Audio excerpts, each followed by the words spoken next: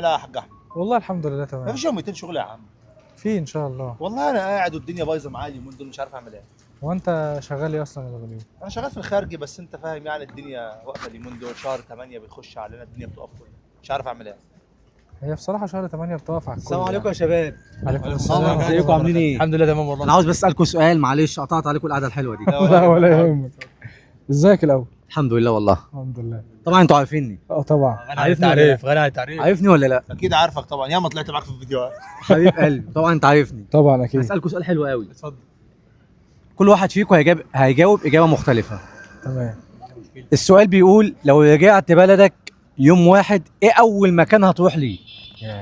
بالنسبه لي حالا لو نزلت مصر يوم واحد، اول مكان هتروح له فين؟ انا بالنسبه لي في ناس عزيزه عليا قوي كده، راحت مني ونفسي اشوفه. هروح المقابر، اقرا لهم الفاتحه. سيتو مين هتروح له المقام؟ ابويا وامي الله يرحمه، اقرا لهم الفاتحه بس وخلاص. اول مكان اروح. هو ابوك وامك ماتوا وانت في الغربه؟ الله يرحمه. وانت اول مكان؟ بصراحه اول مكان هروح اشوف بنتي اللي ما شفتهاش من ساعه ما سافرت هنا وكبرت بعيد عني الفتره دي كلها. انت سايبها وهي عندها كام سنه؟ والله انا سايبها عندها سنه وكام شهر، دلوقتي عندها 3 سنين. ربنا يخليها لك. كان نفسي ابقى اعيش معاها الفتره دي كلها، بس الحمد لله. حبيبي، وانت اول مكان هتروحه فين؟ بس انزل الاول بس. اول مكان هتروحه؟ اول مكان هروحه ان شاء الله هرجع على البيت طبعا. مين اول حد عاوز تشوفه؟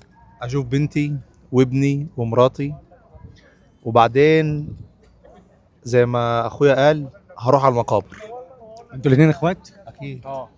لازم اطلع المقابر ان شاء الله. اروح لابويا الله يرحمه واروح لامي، ده اهم حاجه.